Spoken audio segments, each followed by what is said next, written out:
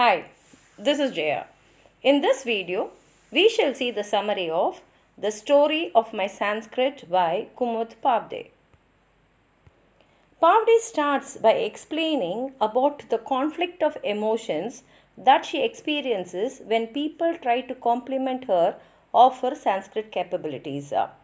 By praising her for her knowledge, they consciously and unconsciously remind her of the caste she belongs to and of how she dared to learn a language that isn't hers. For a Dalit woman to learn and teach Sanskrit, she says, is a dreadful anomaly to a traditional mind. Pawde shares an incident where she was first introduced to the language and how she felt an intimate connection between her and the Vedic mantras. At a puja in a pandal, she as a young girl found herself to be completely absorbed by the mantras that are chanted by the priest.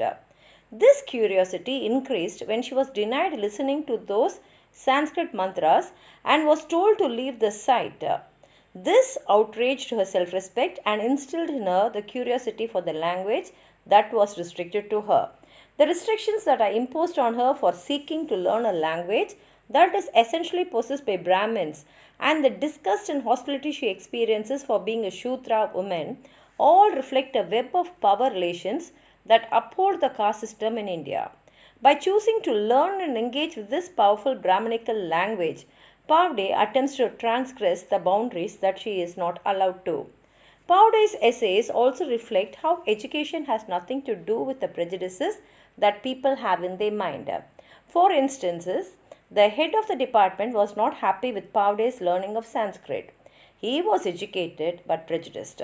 The irony is that his prejudices and traditional values were such that he couldn't practice what he taught.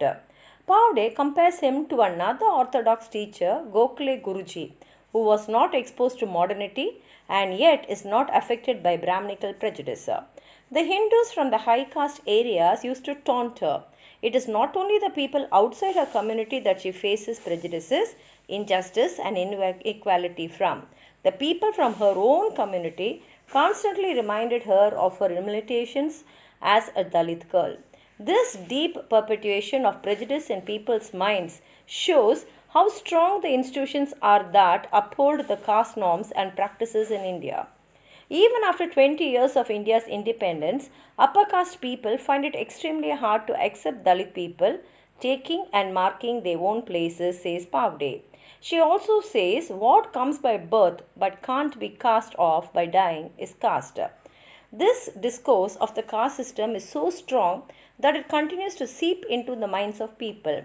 Pawde completed both her BA and MA in Sanskrit, became the first woman for a scheduled caste to pass with distinction in Sanskrit, and still remained jobless for 2 years. This reality projects the material consequences of the caste system, the economical and political consequences that the caste system entails. Religion, mythology, language, and education are some of the examples of the power structures that have been erected to maintain the caste system in India. These power structures legitimize the practices and traditions of the caste system. Pawde talks about the traditional books that have forbidden the study of Sanskrit by women and Shudras and how, because of this dominant discourse on Sanskrit, she had to face various kinds of oppressions at various stages of her life. In her situation, we see that Sanskrit is monopolized by Brahmins and various power structures are put up to maintain this discourse, like untouchability. These structures naturalize these rigid social norms and practices. Pawde represents not only the injustice that her community faces, but also voices the experiences of most of the women in her community.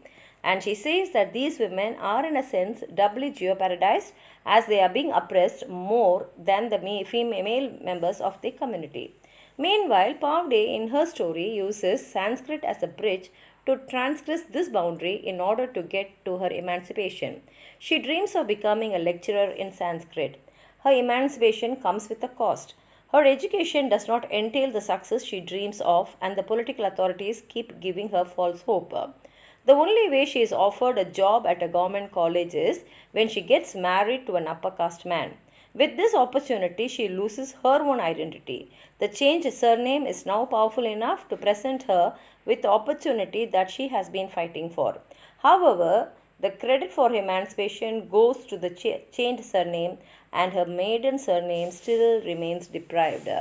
This is what she says here. If you have anything more to add on to what I've said, please write it in the comment box. Like the video, share it with your friends, and if you have not subscribed my channel, please subscribe and support. Thank you.